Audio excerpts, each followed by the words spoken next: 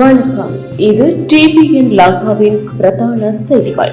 அனுர அரசே மக்களின் இயல்பு வாழ்வுக்கு இடையூறாக இருக்காதே. பலாலி மக்கள் போராட்டம். செப்டம்பர் 5 முதல் ஜனாதிபதி தலைமையில் விசேட மக்கள் பேரணி தொடர். அரசாங்கத்தின் அதிரடி தீர்மானம். பெரும் கலக்கத்தில் பாதாள உலக குழுக்கள். அனுர அரசு மீது கடும் கோபத்தில் மகிந்த.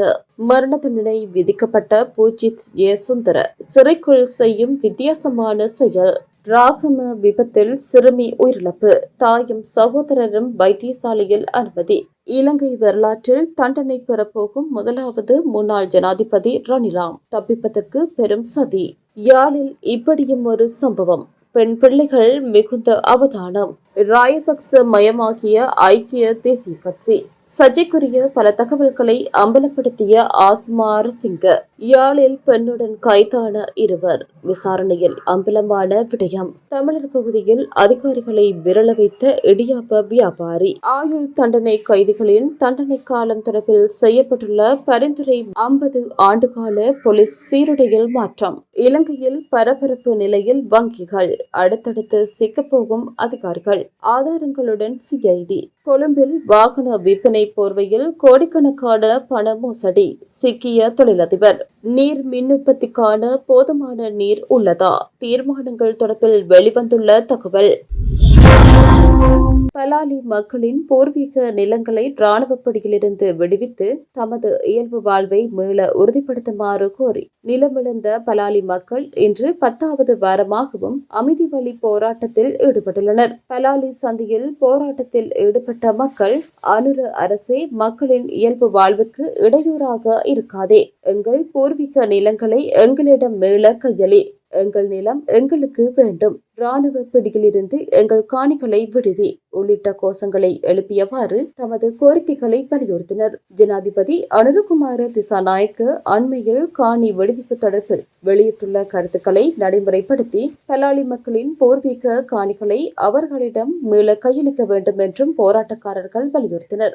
இதேவேளை கடந்த வாரம் நடைபெற்ற போராட்டத்தில் கலந்து கொண்ட மக்கள் பலாலி செபஸ்டியார் ஆலயம் அமைந்திருந்த இடத்திலிருந்து கருப்பு உடை அணிந்து கருப்பு கொடிகளை ஏந்தியவாறு ஊர்வலமாக பலாலிச்சந்தி வரை சென்று பலாலிச்சந்தியில் அமைந்துள்ள வீதி சோதனை சாவடிக்கு முன்பாக ஒன்று கூடிய போராட்டக்காரர்கள் தமது பூர்வீக நிலங்களை விடுவிக்குமாறு கோரி பல்வேறு கோஷங்களை எழுப்பி போராட்டத்தில் ஈடுபட்டிருந்தனர்.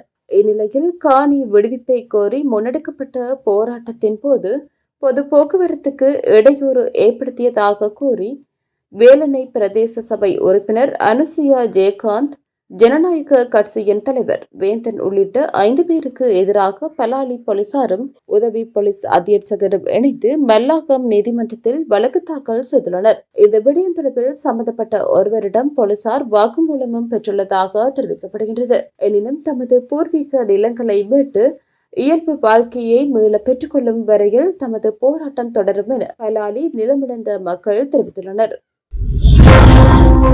ஜனாதிபதி அனுரகுமார திசாநாயக்க தலைமையில் எதிர்வரும் மாதம் 5ஆம் தேதி முதல் அனைத்து மாவட்டங்களையும் உள்ளடக்கும் வகையில் விசேட மக்கள் பேரணி தொடர் நடத்தப்படவுள்ளதாக அமைச்சர் நலிந்த ஜேதிச தெரிவித்துள்ளார். இதற்கு சமாந்தரமாக கிராம உத்தியோகத்தர் பிரிவு மட்டத்தில் கோட்டச்சபைகளை மீளமைக்கும் திட்டமும் செயல்படுத்தப்படும் என்றும் அவர் குறிப்பிட்டுள்ளார். களத்துறை பகுதியில் ஊடகங்களுக்கு கருத்து தெரிவிக்கும் போதே அமைச்சர் நலிந்த ஜேதிச இதனை தெரிவித்தார்.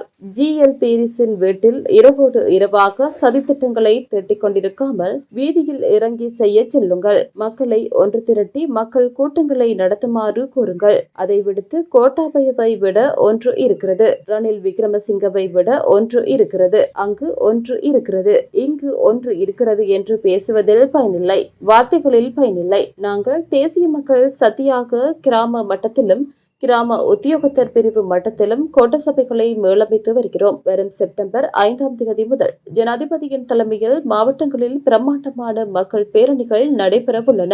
அரசாங்கத்துக்கு எதிரான மக்கள் கருத்து நிலவுமானால் அதை நிரூபித்து காட்டுமாறு கோருகிறோம். அவ்வளவுதான் செய்ய வேண்டும். நாங்கள் எதிர்க்கட்சியில் இருந்த காலத்தில் செயல்படுத்திய வேலை திட்டங்களை சற்றேனும் பார்க்குமாறு சொல்லுங்கள்.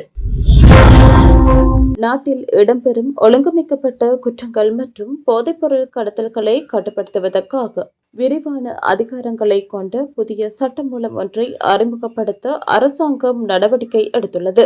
இந்த சட்டமூலம் ஒழுங்கமைக்கப்பட்ட குற்றங்களை தடுப்பதற்கான சட்டமூலம் என பெயரிடப்பட்டுள்ளது.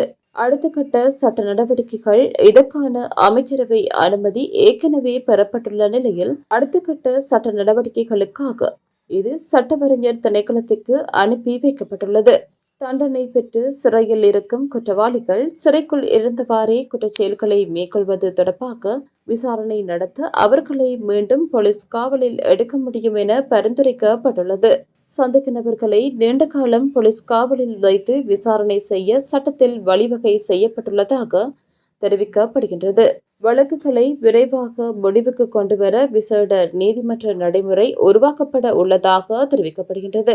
வெளிநாடுகளுக்கு தப்பிச் சென்ற குற்றவாளிகளின் சொத்துக்களை முடக்குவதற்கு புதிய வழிமுறைகள் அறிமுகப்படுத்தப்படும் என குறிப்பிடப்படுகின்றது. தற்போதைய சாதாரண தண்டனைகள் மற்றும் சட்டங்களை விட அதிக தண்டனைகளும் அதிக அபராத தொகைகளும் விதிக்கப்படும் வகையில் புதிய சட்ட மூலத்தில் பரிந்துரை செய்யப்பட்டுள்ளது. குற்றவாளிகளுக்கு நேரடியாகவோ அல்லது மறைமுகமாகவோ உதவி புரிபவர்களுக்கு எதிராக தற்போதிருப்பதை விட கடுமையான தண்டனைகளை வழங்க பரந்த அதிகாரங்கள் வழங்கப்படும் என தெரிவிக்கப்படுகின்றது. பயங்கரவாத தடுப்புச் சட்டத்தை ரத்து செய்ய அரசாங்கம் தீர்மானித்துள்ளதால் குற்றவாளிகளுக்கு சட்டத்தின் மூலம் சலுகைகள் கிடைப்பதை தடுக்கவும் அவர்களுக்கு எதிராக சட்டத்தை கடுமையாக நடைமுறைப்படுத்தவுமே இந்த புதிய சட்டம் மூலம் முன்வைக்கப்படுவதாக அரசாங்க வட்டார தகவல்கள் தெரிவிக்கின்றன.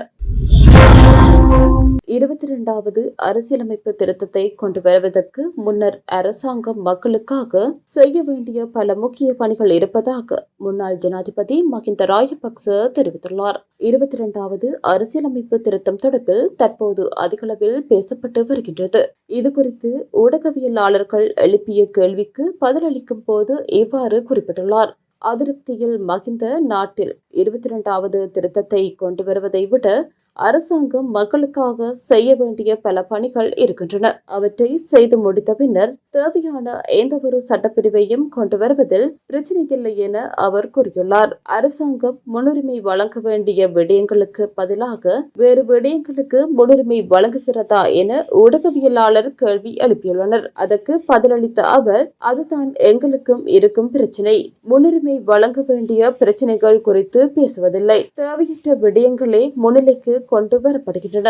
மேலும் நாட்டின் பொதுமக்கள் தற்போது அரசியலமைப்பு திருத்தத்தை விட முக்கியமான பல பிரச்சனைகளை எதிர்கொண்டு வருகின்றது. மக்களுக்கு இந்த பிரச்சனையை விட வேறு பல பிரச்சனைகள் உள்ளன. சிலர் உணவு, குடிநீர் உள்ளிட்ட அடிப்படை தேவைகளுக்காக சிரமப்படுகின்றனர். அந்த பிரச்சனைகளை தீர்க்காமல் தேவையற்ற பிரச்சனைகளுக்கு தீர்வு காண முயற்சிப்பதுதான் பிரச்சனையாக உள்ளது. மக்களின் அன்றாட வாழ்க்கையை பாதிக்கும் பொருளாதார மற்றும் சமூக பிரச்சனைகளுக்கு முதலில் தீர்வு காணப்பட வேண்டும் என்பதே எனது நிலைப்பாடாகும் என அவர் மேலும் தெரிவித்துள்ளார். மரண தண்டனை விதிக்கப்பட்டுள்ள முன்னாள் போலீஸ் மா அதிபர் பூஜித் ஜெயசுந்தர சிறையில் தியானத்தில் ஈடுபட்டு வருவதாக சிறைச்சாலை வட்டார தகவல்கள் தெரிவிக்கின்றன. சிறைச்சாலை வளாகத்தில் அநேகமான நேரங்களில் சக்மென் பாவனா தியான நடையில் ஈடுபடுவதனை காண முடிவதாக வெலிக்கடை சிறைச்சாலையின் மூத்த அதிகாரியொருவர் தெரிவித்துள்ளார். சிறையில் வழங்கப்பட்டுள்ள வாய்ப்பு காலை வேளையில் சிறைச்சாலை அதிகாரிகளை சந்திக்கும் போது அவர் புன்னகையுடன் காலை வணக்கம் கூறி வாழ்த்துவதை வழக்கமாக கொண்டுள்ளதாகவும் அந்த அதிகாரி குறிப்பிட்டுள்ளார். உயிர்த்த ஞாயிறு பயங்கரவாத தாக்குதலை தடுக்க தவறியமை மற்றும் பொறுப்புகளை சரியாக நிறைவேற்ற தவறியமை குற்றச்சாட்டுகளில் குற்றவாளிகளாக அறிவிக்கப்பட்டு முன்னாள் பாதுகாப்பு செயலாளர் கேமசிறி பெர்னாண்டோ மற்றும் முன்னாள் போலீஸ் மா அதிபர் பூஜித் ஜெயசுந்தர ஆகியோருக்கு மரண தண்டனை விதிக்கப்பட்டுள்ளது. எனினும் இருவருக்கும் சிறையில் புத்தகங்கள் வாசிப்பதற்கான வாய்ப்பு வழங்கப்பட்டுள்ளதாக சிறைச்சாலை தகவல்கள் தெரிவிக்கின்றன. கம்பக ராகம பெல்பொல தொடருந்து நிலையத்துக்கு அருகில் இடம்பெற்ற விபத்தில் சிறுமியொருவர் உயிரிழந்துள்ளதுடன் அவரது தாயும் சகோதரரும் காயமடைந்து வைத்தியசாலையில் அனுமதிக்கப்பட்டுள்ளதாக போலீசார் தெரிவித்துள்ளனர். நேற்று காலை இந்த விபத்து இடம்பெற்றுள்ளதாக போலீசார் தெரிவித்துள்ளனர். ராகமவிலிருந்து பெல்பொல நோக்கி கழிவுகளை ஏற்றிச் சென்று லொரியொன்று கட்டுப்பாட்டை இழந்து எதிரே வந்த கார் மற்றும் லொரியுடன் மோதி பின்னர் வீதியில் நடந்து சென்று கொண்டிருந்த தாயும் அவரது 2 குழந்தைகள் மீதும் மோதியுள்ளது. இதன்போது தொடர்ந்து மார்க்கத்தில் பாதுகாப்பு வாயில் மூடப்பட்டிருந்த நிலையில் அங்கு வீதியோரமாக நிறுத்தப்பட்டிருந்த 2 கார்கள் மற்றும் ஒரு லொரியுடன் மோதி விபத்துக்குள்ளாகியுள்ளது. இந்த விபத்தில் படுகாயமடைந்த 2 குழந்தைகளும் தாயும் ராகம வைத்தியசாலையில் அனுமதிக்கப்பட்ட நிலையில் சிறுமி உயிரிழந்துள்ளார். ராகம பகுதியை சேர்ந்த 8 வயது சிறுமியே இவ்வாறு உயிரிழந்துள்ளார். இந்த விபத்து தொடர்பில் லோரி சாரதிகள் இருவரும் கைது செய்யப்பட்டுள்ளதுடன் ராகம போலீசார் மேலதிக விசாரணைகளை மேற்கொண்டு வருகின்றனர். கழிவுகளை ஏற்றி வந்த லோரியின் சாரதிக்கு திடீரென ஏற்பட்ட உடல்நலக் குறைவு காரணமாக அவர் ராகம வைத்தியசாலையில் அனுமதிக்கப்பட்டு போலீஸ் பாதுகாப்பில் சிகிச்சை பெற்று வருகின்றார். நாட்டில் அரசாங்கத்துக்கு எதிராக மேற்கொள்ளப்படும் எதிர்க்கட்சியினரின் சதிகளின் பின்னணியில் முன்னாள் ஜனாதிபதி ரணில் விக்ரமசிங்கவே இருக்கின்றார் என்று ஜனநாயக தேசிய அமைப்பின் தேசிய அமைப்பாளர் நிருக்ச குமார தெரிவித்துள்ளார். ஊடகங்களுக்கு கருத்து தெரிவிக்கும் போதே அவர் மேற்கண்டவாறு குறிப்பிட்டார். ரணிலின் சதி தொடர்ந்தும் தெரிவிக்கையில், ரணில் விக்ரமசிங்க மீது நிதி முறைகேடு தொடர்பான பாரிய குற்றச்சாட்டுகள் உள்ளன.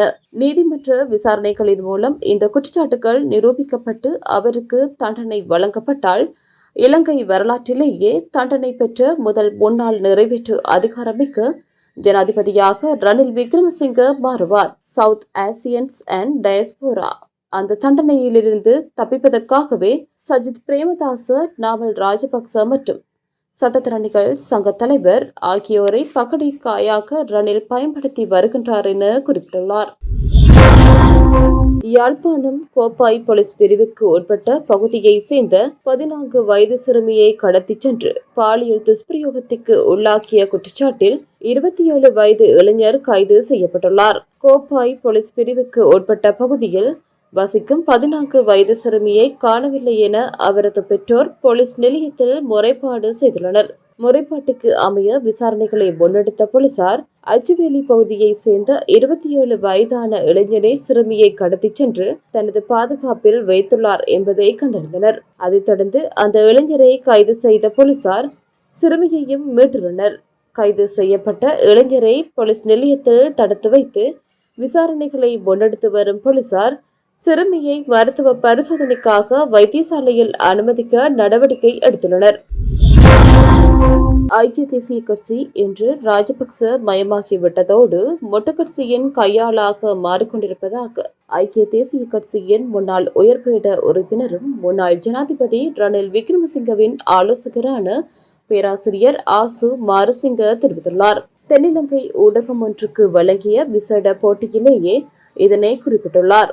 இதில் அவர் மேலும் தெரிவித்த கருத்துக்கள்: ஐக்கிய தேசிய கட்சியில் இன்று நான் இல்லை.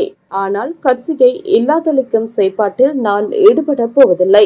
ஆனால் வெளியிலிருந்து பார்க்கும்போது ஐக்கிய தேசிய கட்சி இப்போது உடைந்து சிதறி போயிருப்பது போல் தெரிகிறது. எனவே எனக்கு ஆரம்பத்திலிருந்தே இதில் விருப்பமில்லாத நபர் என்பதால் தான் நாங்கள் அமைதியாக இருக்கிறோம். அதனால் தற்போதைய சூழ்நிலையில் ஐக்கிய தேசிய கட்சிக்குள் எங்களால் அரசியல் செய்ய முடியும் என்று நான் நம்பவில்லை. அந்த காரணத்தினால் தான் அமைதியாக இருக்கிறேன். வேறு அரசியல் கட்சிக்கு செல்லவும் இல்லை.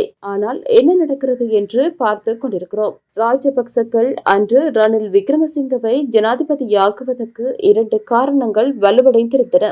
அது தொடர்பில் அண்மையில் ரணில் விக்ரமசிங்க ஒரு நிகழ்வில் உரையாற்றும் போது தெரிவித்திருந்தார். 1.5 வருட காலத்தில் 104 சட்டமூலங்கள் அனைவரிடமும் பேசி முடியாது என்று கூறிய பிறகு இறுதியில் ரணில் விக்ரமசிங்கவிடம் வந்தார்கள். இந்த காலத்தில் நாட்டின் பொருளாதாரம் வீழ்ச்சியடைந்திருந்த சூழ்நிலையில் ராஜபக்ச குழுவினருக்கு அல்லது கோட்டாபய ராஜபக்ச ஓடிப்போன பிறகு ரணிலை தவிர வேறு புகலிடம் இருக்கவில்லை. அவருக்கு அதை பொறுப்பேற்க வேண்டியதாயிற்று. அவர் இதை பொறுப்பேற்றார். அவர் அந்த சவாலை எதிர்கொண்டார். அவர் 2 வருடங்களுக்குள் நாட்டில் இருந்த சூழ்நிலையை முற்றிலும் மாற்றினார். வீழ்ச்சியை நோக்கி சென்ற பொருளாதாரத்தை 5.2% ஒரு வருடத்தில் மாற்றினார். அவருடன் தோளோடு தோள் நின்று நாங்கள் வேலை செய்தோம். அதற்காக நாடாளுமன்றத்தில் ஜனாதிபதியின் நாடாளுமன்ற விவகார ஆலோசகராக அந்த 1.5 வருட காலத்தில் 104 சட்டமூலங்களை உருவாக்க நாங்கள் செயற்பட்டோம் என குறிப்பிட்டிருந்தார். யாழ்ப்பாணத்தில் 1,70,00,000 ரூபாய் பெறுமதியான நகைகளை கொள்ளையடித்தமை, உடைமையில் வைத்திருந்தமை மற்றும் உடந்தையாக செயற்பட்டமை உள்ளிட்ட குற்றச்சாட்டில் பெண் உள்ளிட்ட 3 கைது செய்யப்பட்டுள்ளார். யாழ்ப்பாணத்தில் 3 வெவ்வேறு இடங்களில் இடம்பெற்ற கொள்ளை சம்பவம் தொடர்பில் விசாரணைகளை முன்னெடுத்து வந்த சாவகச்சேரி போலீசார் பொம்மைவழி பகுதியை சேர்ந்த பிரதான சந்தேக நபரை கைது செய்தனர். கைது செய்யப்பட்ட நபரிடம் முன்னெடுக்கப்பட்ட விசாரணைகளின் அடிப்படையில் பெண் உள்ளிட்ட 2 கைது செய்தனர். கைது செய்யப்பட்டவர்களிடம் முன்னெடுக்கப்பட்ட விசாரணைகளில் கொள்ளையடிக்கப்பட்ட நகைகளை வெவ்வேறு இடங்களில் அடகு வைத்து பணம் பெற்றமை தெரியவந்துள்ளது. அதன் அடிப்படையில் அடகு வைக்கப்பட்ட நகைகளை மீளப்பெற விசாரணைகளை முன்னெடுத்துள்ள போலீசார் சம்பவத்துடன் தொடர்புடைய மேலும் சிலரை அடையாளம் கண்டுள்ள நிலையில் அவர்களையும் கைது செய்வதற்கு நடவடிக்கை எடுத்துள்ளனர். கல்முனை கடற்கரை பள்ளி வீதியில் உள்ள வீடொன்றின் மொட்டை மாடியில் சட்டவிரோதமான முறையில் கஞ்சா தோட்ட பயிற்சிகை போன்று வளர்த்து வந்த 56 வயதுடைய சந்தேக நபரை எதிர்வரும் ஆகஸ்ட் மாதம் 31ஆம் தேதி வரை விளக்குமறியலில் வைக்குமாறு கல்முனை நீதவான் நீதிமன்றம் உத்தரவிட்டுள்ளது. கல்முனை கடற்கரை பள்ளி வீதியில் அமைந்துள்ள வீடொன்றின் 4ஆம் மாடி மொட்டை மாடியில் சூட்சுமமாக மறைத்து வளர்க்கப்பட்டு வந்த கஞ்சா தோட்டத்தை அதிரடியாக கண்டுபிடித்து முற்றுகையிட்டனர். அம்பாறை மாவட்ட புலனாய்வு பிரிவின் கல்முனை தலைமையக காவல் நிலைய உத்தியோகத்தர்களுக்கு கிடைத்த ரகசிய தகவலுக்கு அமைவாகவே இச்சோதனை நடவடிக்கை முன்னெடுக்கப்பட்டது. கல்முனை நகர பகுதியில் சந்தேகத்துக்கிடமாக நடமாடிய 2 பிடித்து போலீஸ் விசாரணை மேற்கொண்ட போதே குறித்த வீட்டின் மொட்டை மாடியில் கஞ்சா செடிகள் ரகசியமாக வளர்க்கப்பட்டு விற்பனை செய்யப்பட்டு வந்தமை தெரியவந்தது. கைதான சந்தேக நபர் காலை மற்றும் மாலை வேளைகளில் இடியப்பம், பொட்டு போன்ற சிற்றுண்டிகளை விற்பனை செய்யும் போர்வையில் ரகசியமாக கஞ்சா விற்பனையில் ஈடுபட்டு வந்துள்ளமை ஆரம்பகட்ட விசாரணைகளில் தெரியவந்துள்ளது. குறித்த வீட்டின் மொட்டை மாடியில் வளர்க்கப்பட்டிருந்த கஞ்சா செடிகளை பிடுங்கிய போலீசார் மேலதிக விசாரணைகளை ஆரம்பித்துள்ளனர். மரண மற்றும் ஆயுள் தண்டனை கைதிகளின் தண்டனை காலம் தொடர்பில் ஜனாதிபதியிடம் விசேட பரிந்துரைகள் செய்யப்பட்டுள்ளன. ஆயுள் தண்டனை அனுபவித்து வரும் சிறை கைதிகளின் தண்டனை காலத்தை 20 ஆண்டுகளாக குறைப்பதற்கும் அவர்களுக்கு வீட்டு விடுமுறை வழங்குவதற்கும் பரிந்துரை செய்து ஜனாதிபதி அனுரகுமார திசாநாயக்கவிடம் விசேட குழு அறிக்கையொன்றை சமர்ப்பித்துள்ளது. மரண தண்டனை மற்றும் ஆயுள் தண்டனை கைதிகளுக்கு பொது மன்னிப்பு வழங்குவதற்கான முறையான வழிமுறையொன்றை தயாரிப்பதற்காக இந்த விசேட குழு நியமிக்கப்பட்டது. ஓய்வு பெற்ற உயர்நீதிமன்ற நீதியரசர் எஸ். துரைராஜா தலைமையில் நியமிக்கப்பட்ட குழுவினால் 10 மாத கால தீவிர ஆய்வுக்கு பின்னர் இந்த பரிந்துரைகள் அடங்கிய அறிக்கை கையளிக்கப்பட்டுள்ளது. மரண தண்டனை மற்றும் ஆயுள் தண்டனை கைதிகளுக்கு பொது மன்னிப்பு அளித்து விடுவிப்பதற்கான கிரமமான திட்டம் குறித்து இதில் யோசனைகள் முன்வைக்கப்பட்டுள்ளன. இந்த யோசனைகள் விரைவில் அமைச்சரவையின் ஒப்புதலுக்காக சமர்ப்பிக்கப்படும் என நீதி அமைச்சர் கர்ஷன நாணயக்கார தெரிவித்துள்ளார். வழக்கு தாமதங்களுக்கு முக்கிய காரணமாக அமையும் ரசாயன பகுப்பாய்வு அறிக்கைகளை விரைவாக பெறுவதற்கு அரசாங்கம் கவனம் செலுத்தியுள்ளது. இதற்கமைய மாதத்துக்கு 7500 முதல் 9000 வரையிலான அறிக்கைகளை பெறுவதற்கான புதிய நடைமுறை தயாரிக்கப்பட்டுள்ளதாகவும் அமைச்சர் நாணயக்கார மேலும் குறிப்பிட்டுள்ளார். கடந்த 50 ஆண்டுகளுக்கு மேலாக பயன்பாட்டில் உள்ள போலீசாரின் காக்கி நிற சீருடையில் மாற்றங்களை மேற்கொண்டு புதிய சீருடையை அறிமுகப்படுத்த அரசாங்கம் தீர்மானித்துள்ளது.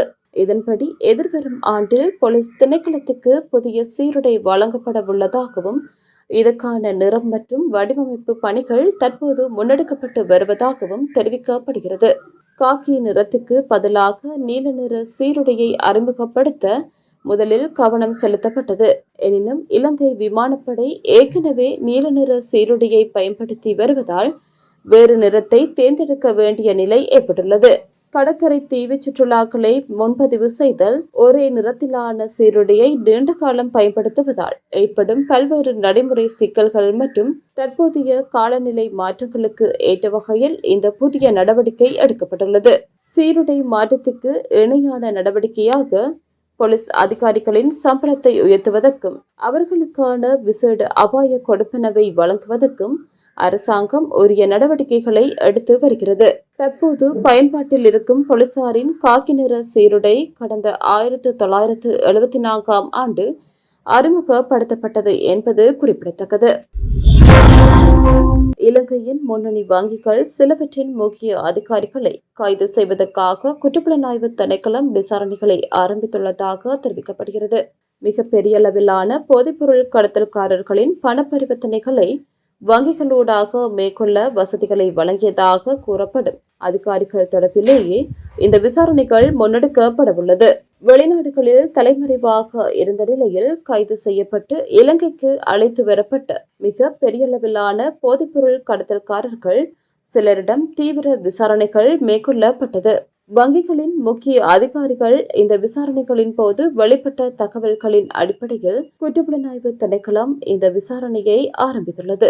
இந்த விசாரணைகளின் போது குற்றச்சாட்டுகள் முன்வைக்கப்பட்டுள்ள வங்கிகளின் முக்கிய அதிகாரிகள் சிலர் விரைவில் கைது செய்யப்படவுள்ளதாகவும் தகவல்கள் வெளியாகியுள்ளன. சர்வதேச போலீசாரின் ஊடாக சிவப்பு அறிவித்தல்களின் அடிப்படையில் கைது செய்யப்பட்ட மிக பெரிய அளவிலான போதைப்பொருள் கடத்தல்காரர்கள் சிலரிடம் பண பரிவர்த்தனைகள் மேற்கொள்ளப்பட்ட விதம் தொடர்பாக அதிகாரிகள் தீவிர விசாரணைகளை நடத்தியுள்ளதாக சிரேஷ்ட அதிகாரி ஒருவர் தெரிவித்துள்ளார். குறித்த போதைப்பொருள் கடத்தல்காரர்கள் பண பரிவர்த்தனைகளை சில வங்கிகளின் ஊடாக மேற்கொள்வதற்கு அந்த நிறுவனங்களின் உயரதிகாரிகள் தேவையான வசதிகளை வழங்கியுள்ளனர். பணப்பரிவர்த்தனை பொதுவாக ஒருவர் வங்கியினூடாக ஒரு கணக்கிற்கு அதிகளவிலான பணத்தை மாற்றும் போது அதற்கான காரணங்களை விளக்கும் தகவல்களை சமர்ப்பிக்க வேண்டும். ஆனால் குறித்த போதைப்பொருள் கடத்தல்காரர்கள் கோடிக்கணக்கான ரூபாய் பணத்தை சில வங்கிகளினூடாக பரிமாற்றம் செய்துள்ளமை விசாரணைகளில் தெரியவந்துள்ளது. இந்த விடயங்களின் அடிப்படையில் வங்கிகளினூடாக போதைப்பொருள் கடத்தல்காரர்களுக்கு பண பரிவர்த்தனைகளை மேற்கொள்ள தேவையான வசதிகள் வழங்கப்பட்டுள்ளது. வங்கி அதிகாரிகள் தொடர்பில் விசாரணையை ஆரம்பித்துள்ளோம் என குற்றப்புலனாய்வு திணைக்களத்தின் சிரேஷ்ட விசாரணை அதிகாரி ஒருவர் வார இறுதி பத்திரிகைக்கு தெரிவித்துள்ளார். இவ்வாறான குற்றச்சாட்டுகளின் அடிப்படையில் ஏற்கனவே 3 தனியார் வங்கிகளுக்கு அதிரடியாக புகுந்த அதிகாரிகள் முகாமையாளர்களை கைது செய்திருந்தனர். இவ்வாறான நிலையில் எந்த நேரத்தில் யார் கைது செய்யப்படுவார்கள் என்ற அச்ச நிலையில் வங்கி அதிகாரிகள் உள்ளமை குறிப்பிடத்தக்கது. கொழும்பு கோமாகம கொடகம பகுதியில் வாகனங்களை விற்பனை செய்வதாக கூறி கோடிக்கணக்கான பணத்தை மோசடி செய்த குற்றச்சாட்டில் கைது செய்யப்பட்ட சந்தேக நபருக்கு விளக்கமறியல் உத்தரவு பிறப்பிக்கப்பட்டுள்ளது.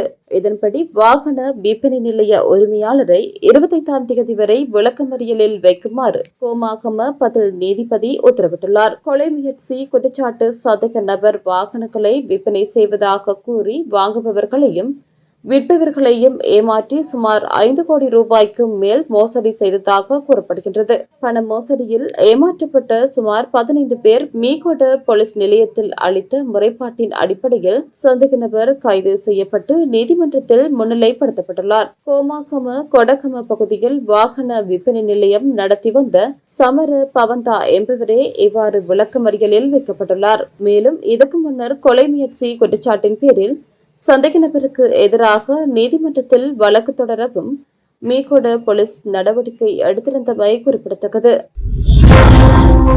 எதிர்கால மழை நிலைமையை கருத்தில் கொண்டு நீர் மின் உற்பத்தி தொடர்பான தீர்மானங்கள் எடுக்கப்படும் என தேசிய முறைமைகள் செயற்பாட்டாளர் நிறுவனம் தெரிவித்துள்ளது.